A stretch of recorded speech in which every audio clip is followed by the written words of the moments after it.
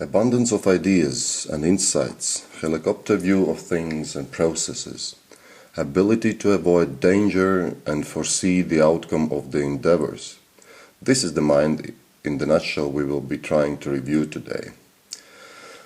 Though it's tricky to determine the type of a person without knowing him or her personally, I will dare to name some celebrities with this mindset so we have real-life examples that we all know of.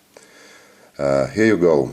First of all, Carl Gustav Jung himself, whose work Psychological Types is at the basis of socionics. If we talk about business, we can name Warren Buffett and Michael Dell. If we move to film industry, Michael Moore, Woody Allen, Dustin Hoffman, and probably Meg Ryan are great examples. It is very likely that they all belong to the same type of information metabolism that in socionics is referred to as Intuitive Logical Introvert, or more frequently known by a simple name of observer or critic. Some socionists believe that this is the most introverted type of all. According to my personal observations, it is not always the case. However, there is a reason for such an assumption. With introverted intuition in channel 1, the critics have vast world of thoughts, images, ideas and insights at the basis of their personality. Remember that channel 1 is so to speak, basis of the personality, the way of existence. These thoughts and images pop up in their minds virtually from nowhere, and figuratively speaking, live their own lives in the minds of these people. Simply, they just have them. For them, it is another reality that exists in parallel with the outside world. Having such complicated mental processes that are difficult to explain to others frequently creates an impression as if these people are not involved in the present moment and have somewhat detached attitude. This is where the impression of deep introversion comes from. It may also create an impression that these people frequently are in a mood of detached observation, and this is why this type is sometimes called the observer. Actually, what is going on in their minds is the process of putting their thoughts, emotions and ideas in order. Introverted intuition means creating introverted harmony inside. The goal of this process is maintaining the internal harmony, and frequently it results in assuming some kind of an image or role that they play for long periods of time or the entire life. These may be a role of somewhat noble or snobbish lady, a detached intellectual, pragmatic lawyer, or a financial consultant or analyst, or practical businessman or woman. Doing so, they try to adjust the events of the outside world to the ideal world of the images and ideas within them.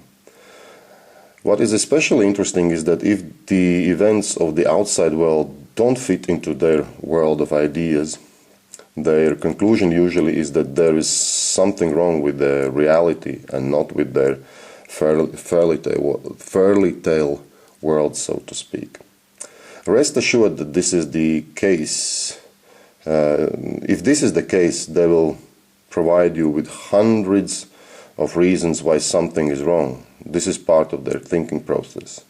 They delicately but willingly share with other people, and therefore the more frequently used name for this type is critic.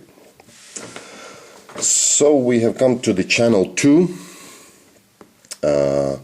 as this is where their reasoning comes from. Extroverted logic means real-world facts, and this is what they will present to you as arguments for or against something. And they have lots of them, because usually they are curious and knowledgeable people playing with these facts, or in the world manipulating with the reality is a no-problem business for them. Frequently they may do that in a very elegant and subtle manner. Actually, for them, the outside world seems to be very simple and understandable. Nothing really interesting is going on there. Their own insights is what makes the life worth living. Channel 3. An area of fear and anxiety. For the critic, it is introverted sensing, which means that issues of health, comfort can cause some unrest, but it is very likely that they would try to ignore them as long as possible. If you hear a critic talking about their health problems, then it means that they have escalated to a degree when they cannot be neglected anymore. Sometimes even a simple question like, how do you feel, can cause perplexity, because according to the critic, it is nobody's business how he or she feels. Just imagine that you try very hard to ignore questions like this, and then suddenly somebody asks that. That's very annoying, isn't it? Okay, let's move to the channel 4. That's an area what we would love to ignore, but we rarely succeed. For the critic, it is extroverted ethics, and indeed, it is not easy for them to get an emotional response from other people. Remember, extroverted ethics is relationships between people and relationships towards you. This is why it would be very rare when somebody would refer to a critic with adjectives like cute or charming. Probably nice is maximum they can expect from other people. Kind of that somebody says that critic is nice, that's probably the maximum. It's more likely that they will receive assessments like clever, intelligent, smart. Well, the combination of these two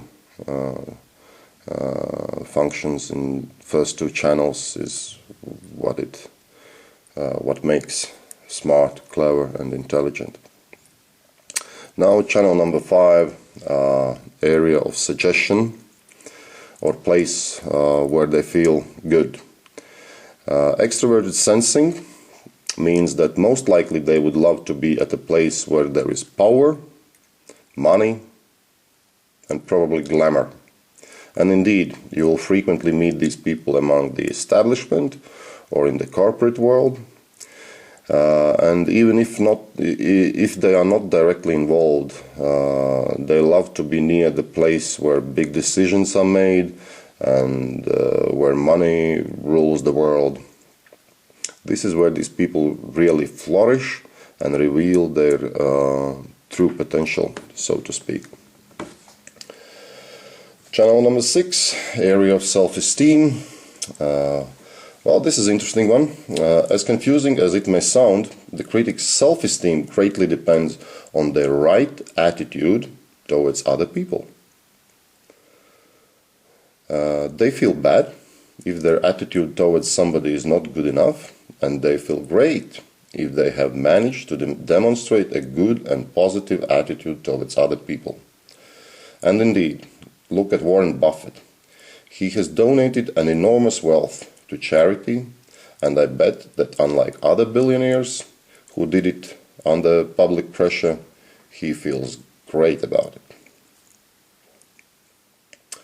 And channels 7 and 8, extroverted intuition with outside harmony as its essence, and introverted thinking, meaning person's own understanding of things and facts, and these functions are not among the primary interests of the critic. They are as important as they are able to support their main functions: introverted intuition and extroverted logic. Okay.